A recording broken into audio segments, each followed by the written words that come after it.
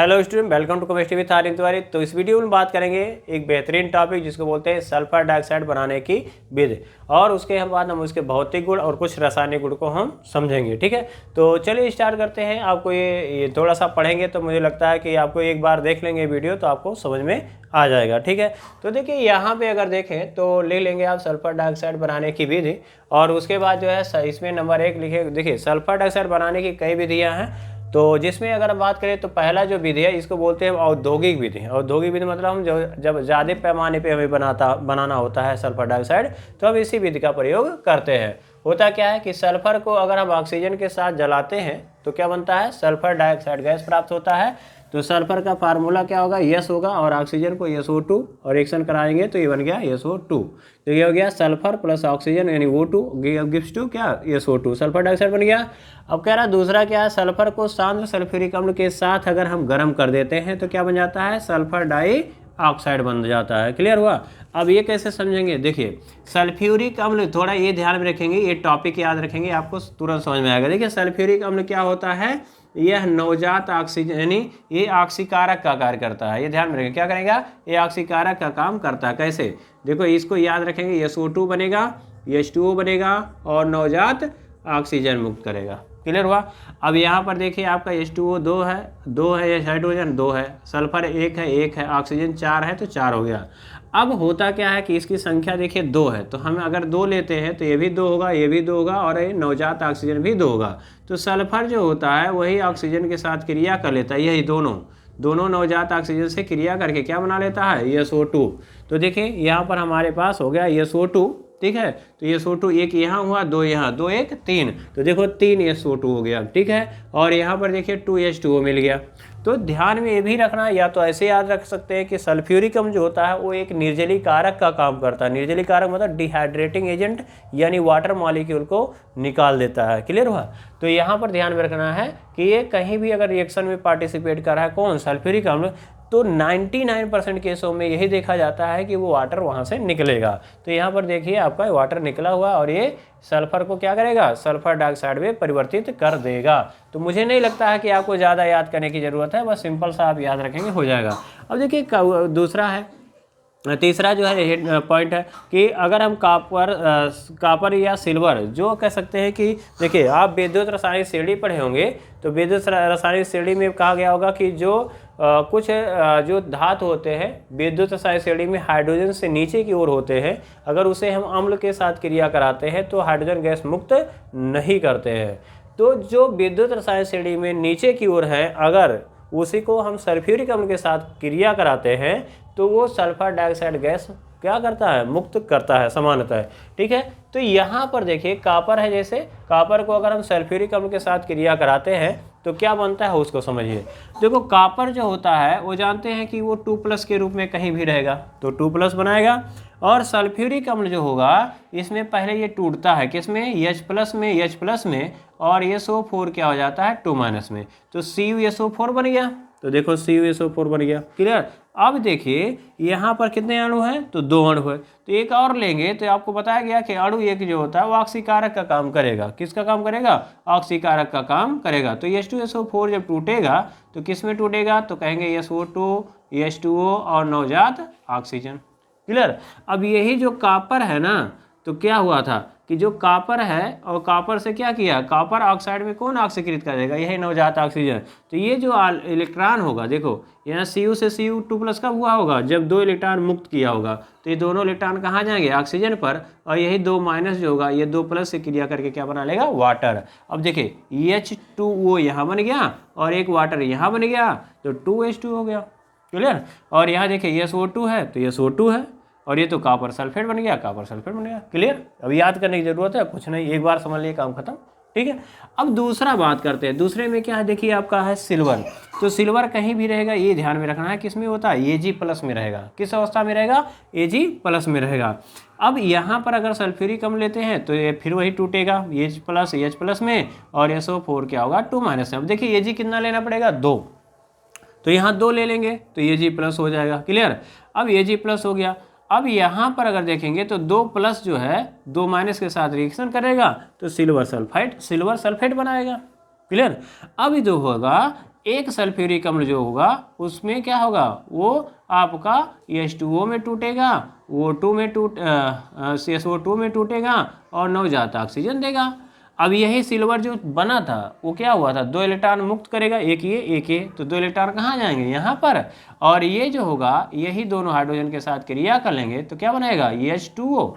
तो देखिए H2O बन गया, और एक H2O यहाँ बना है तो 2 H2O हो गया, और SO2 बन गया सल्फर डाइऑक्साइड। क्लियर। तो कॉपर सल्फेट को अगर सल्फ्यूरिक अम्ल के साथ क्रिया कराते हो तो कॉपर सल्फेट सल्फर डाइऑक्साइड तथा H2O बन जाएगा, और सिल्वर को अगर हम सल्फ्यूरिक अम्ल के साथ क्रिया करा देंगे तो सिल्वर सल्फेट बन जाएगा, सल्फर डाइऑक्साइड बनेगा और वाटर बन जाएगा।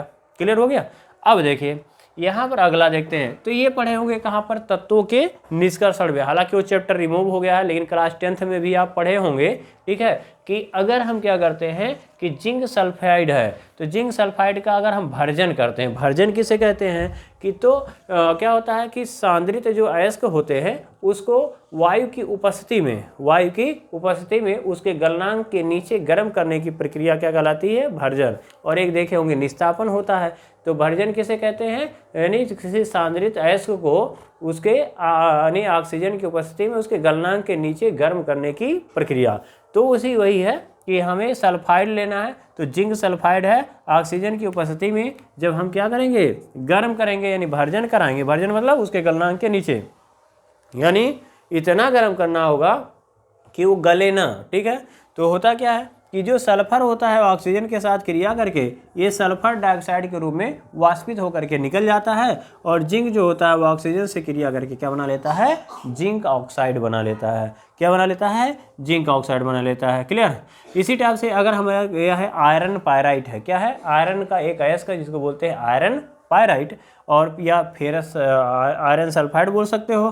तो यहाँ पर इसको जब हम क्या करते हैं, ऑक्सीजन के साथ क्रिया कराते हैं या भर्जन कराते हैं, उसके गलनांक के नीचे गर्म करते हैं, ठीक है, तो आयरन पायराइट को ऑक्सीजन के साथ या ऑक्सीजन की उपस्थिति में उसके गलनांक के नीचे जब हम गर्म करते हैं या भर्जन कराते हैं तो फेरस जो होता है वो ऑक्सीजन से क्रिया करके फेरिक ऑक्साइड बना लेता है, Fe2O3, और सल्फर ऑक्सीजन के साथ क्रिया करके सल्फर डाइऑक्साइड गैस बना लेता है। तो इसको आप बैलेंस कर लेंगे। ठीक है।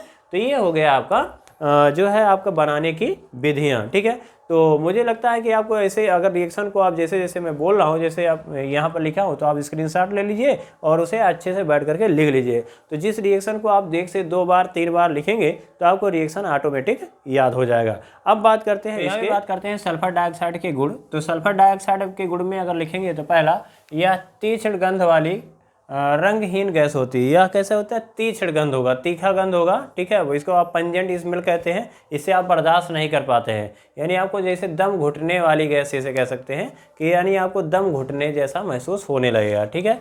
और उसके बाद जो है यह वायु से क्या होती है, भारी होती है। कैसे समझेंगे वायु से भारी होती है, तो इसके हम अणुभार से बता सकते हैं। जैसे मान लो आपका ऑक्सीजन है तो ऑक्सीजन का अणुभार कितना होता है, एक का 16 होता है परमाणु भार, और 2 गुणे कर देंगे तो कितना है, 32।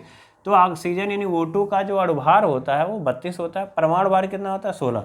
तो हम बात करेंगे यहाँ अणुभार कितना हो गया, 32 हो गया। सल्फर ट्राइऑक्साइड में अगर हम बात करेंगे तो सल्फर का कितना होता है, 32 होता है, और ऑक्सीजन कितना है, 2 है, तो 16 गुणे 2 लिख लेंगे तो 32 ये भी हो गया, 32 दूनी 64, यानी 64 हो गया। तो क्या हो जाएगा, इससे भारी हो जाएगा। तो हम कहेंगे कि अगर किसी भी गैस को अगर आपको देखना है कि भार ज़्यादा है या नहीं है, यानी तो हम बात करेंगे कौन भारी है कौन हल्का है, तो उसके अणुभार से हम पता कर सकते हैं। अगर अणुभार क्या है आपका, कह सकते हैं कम है तो हल्का होगा, अणुभार अगर ज़्यादा है तो भारी होगा। तो वही कह सकते हैं कि यह वायु से क्या होता है, भारी होता है। अगर देखा जाएगा तो सल्फर डाइऑक्साइड को अगर हम जल में घोलते हैं तो आसानी से घुल जाता है, विलय होता है। क्यों, क्योंकि सल्फर डाइऑक्साइड ध्रुवीय होता है। सल्फर डाइऑक्साइड कैसा होता है, ध्रुवीय होता है। ऐसे देखेंगे तो यहाँ इसका डबल बॉन्ड होता है, यहाँ डबल बॉन्ड होता है। तो इसका जो कह सकते हैं कि डायपोल मोमेंट होता है, यानी द्विध्रुव आघूर्ण ये नीचे की ओर ऐसे काम करता है, तो हम कहेंगे ये द्विध्रुव आघूर्ण इसका कुछ ना कुछ होता है, यानी ये ध्रुवीय होता है। ठीक है। और जल भी कैसा होता है, ध्रुवीय, तो ध्रुवीय को घोल देता है। इसलिए हम कहेंगे कि सल्फर डाइऑक्साइड जो होता है वो जल में विलय होता है, और जल में विलय होगा तो क्या बनाएगा, तो हम कहेंगे SO3 बनाए, जल में अगर हम सल्फर डाइऑक्साइड के साथ रिएक्शन करा देते हैं सल्फर डाइऑक्साइड के साथ, तो ये बना लेता है आपका H2SO3। इसे बोलते हैं सल्फ्यूरस अम्ल। क्या बोलते हैं उसे, सल्फ्यूरस अम्ल बोलते हैं। तो सल्फ्यूरस एसिड का फॉर्मेशन कर लेगा और जो क्या करेगा, नीला लिटमस पेपर होगा यानी ब्लू लिटमस पेपर होगा, उसे रेड में कन्वर्ट कर देता है, बदल देता है। ठीक है, तो वही कह सकते हैं कि यह जल में विलय होता है और इसका जलीय विलयन अम्लीय होता है। और कैसे समझेंगे, तो अगर इसके अम्लीय विलयन में आप नीला लिटमस पेपर लेके जाएंगे तो रेड में बदल जाएगा, नहीं लाल हो जाएगा। उसके बाद अगर क्वथनांक की बात करें तो इसका क्वथनांक जो है, अगर ये द्रव अवस्था में है सल्फर, तो क्या होगा, -10 डिग्री सेल्सियस पर ये द्रव में बदल जाएगा यानी उबलने लगेगा। ठीक है, और इसका जो हिमांक होता है वो तो माइनस आप कह सकते हैं 72.5 डिग्री सेल्सियस होता है। ठीक है, तो इसका हिमांक जो होता है वो माइनस में होता है। अब यहाँ पे बात करते हैं, अब उसके बाद ये तो था आपका भौतिक गुण। तो भौतिक गुण बहुत ज़्यादा आपका नहीं है, भौतिक गुण वैसे मोस्टली कम ही पूछता है, ज़्यादातर पूछता है आपका रासायनिक गुण, chemical properties of sulphur dioxide. अब एक हेडिंग डाल लेंगे। ठीक है, तो पहले आप क्या करें, स्क्रीनशॉट ले लीजिए और स्क्रीनशॉट ले लेंगे तो आपको नोट्स बनाने में इजी हो जाएगा, नोट्स बना लेंगे उसका। उसके बाद कह रहा है यह ना तो जलने में सहायता करता है, यह ना तो जलता है और ना ही जलने में सहायता करता है, परंतु कहेगा ना जलेगा और ना ही जलने में सहायता करेगा। लेकिन अगर आपके पास पोटेशियम है या मैग्नीशियम है, इसको आप जलते हुए अगर उसके पास यानी उसके वाता सल्फर डाइऑक्साइड मान लो गैस, सल्फर डाइऑक्साइड मान लो गैस किसी कंटेनर में भरी हुई है और उसी में ले जाकर के क्या पोटेशियम जला करके रख दोगे तो पोटेशियम जलता रहेगा या मैग्नीशियम क्या होगा, जलता रहेगा। तो हम कहेंगे कि मैग्नीशियम जो होता है वो जलता है तो क्या बनाता है, सल्फर डाइऑक्साइड के साथ रिएक्शन करके मैग्नीशियम ऑक्साइड और मैग्नीशियम सल्फाइड का निर्माण करता है। ठीक है, तो Mg जो होगा वो सल्फर के साथ रिएक्शन करके MgS बना लेगा, जिसको बोलते हैं मैग्नीशियम सल्फाइड, और यहाँ पर मैग्नीशियम फिर ऑक्सीजन के साथ रिएक्शन करके मैग्नीशियम ऑक्साइड बना लेता है। ये इंपॉर्टेंट है, ये नोट कर लेंगे कि सल्फर डाइऑक्साइड को अगर हम किसी हैलोजन के, हैलोजन मतलब आपका फ्लोरीन है, क्लोरीन है, ब्रोमीन है, आयोडीन है, तो हैलोजन के साथ अगर क्रिया कराते हैं तो सल्फ्यूरिल हैलाइड बनाता है। जैसे अगर देखें कि SO2 है और Cl2 है, रिएक्शन कराते हैं, क्रिया कराते हैं तो SO2 Cl2 बन जाता है, जिसे क्या कहते हैं हम सल्फ्यूरिल क्लोराइड कहते हैं। क्या कहते हैं हम, सल्फ्यूरिल क्लोराइड कहते हैं। ठीक है, इसी टाइप से अगर हम सल्फर डाइऑक्साइड है तो सल्फर डाइऑक्साइड कैसा होता है, अम्लीय होता है। देखो सल्फर क्या है, आधातु है और आधातु का जो ऑक्साइड कैसा होता है, अम्लीय। तो अगर ये अम्ल है तो ये क्षार के साथ क्रिया जरूर करेगा, और आपको पता है कि अम्ल और क्षार परस्पर क्रिया करते हैं तो लवण तथा जल का निर्माण करते हैं। तो यही है सल्फर डाइऑक्साइड जो होता है वो सोडियम हाइड्रोक्साइड के साथ क्रिया करता है और सोडियम सल्फाइड बनाता है। कैसे बनाता है उसको देखिए यहाँ पर अगर देखें तो सल्फर डाइऑक्साइड को हम लिख सकते हैं yes double bond O, clear हुआ, ऐसे लिख सकते हैं ना, या ऐसे सीधे लिख लो यस डबल बॉन्ड ओ और यस डबल बॉन्ड ओ। और सोडियम हाइड्रोक्साइड है NaOH है, तो आप जानते हैं क्षार है तो Na प्लस में और OH क्या होगा, माइनस में। अब यही OH माइनस क्या होगा, यहाँ पे आक्रमण कर देगा और ये टूट जाएगा, तो क्या बन जाएगा आपका यस हो जाएगा, वो माइनस हो जाएगा और यहाँ पर क्या हो जाएगा OH हो जाएगा और डबल बॉन्ड O हो जाएगा और Na आकर के यहाँ जुड़ जाएगा। क्लियर हुआ। अब फिर से क्या होगा, एक OH और आएगा, क्यों, क्योंकि अभी डबल बॉन्ड एक और है, तो यहाँ क्या करेंगे OH माइनस लेके आएंगे, यहाँ आक्रमण करा देंगे, ये टूट जाएगा। तो क्या लिखेंगे आप, SO Na लिखेंगे और यहाँ क्या हो जाएगा OH हो जाएगा और यहाँ क्या हो जाएगा OH हो जाएगा, यहाँ पर आ जाएगा। ये देखिए ये टूटेगा तो इस पर क्या होगा, दोनों इलेक्ट्रॉन यहाँ जाएगा तो यहाँ माइनस हो जाएगा और Na यहाँ जुड़ जाएगा। अब देखो ध्यान में ये रखना है कि केमिस्ट्री में अगर एक ही परमाणु पर 2 OH आ जाते हैं तो जल निकलता है। तो देखो यहाँ से OH निकालो और यहाँ से H ऐसे निकल जाएगा H2O। तो H2O जब निकल जाएगा तो बचेगा क्या, देखो यस है, ऑक्सीजन बचेगा, डबल बॉन्ड O हो जाएगा और वो Na यहाँ है और इधर भी वो Na है। क्लियर हुआ नहीं हुआ, तो Na कितना हो गया 2, Na2 हो गया, ये क्या बन गया आपका Na2।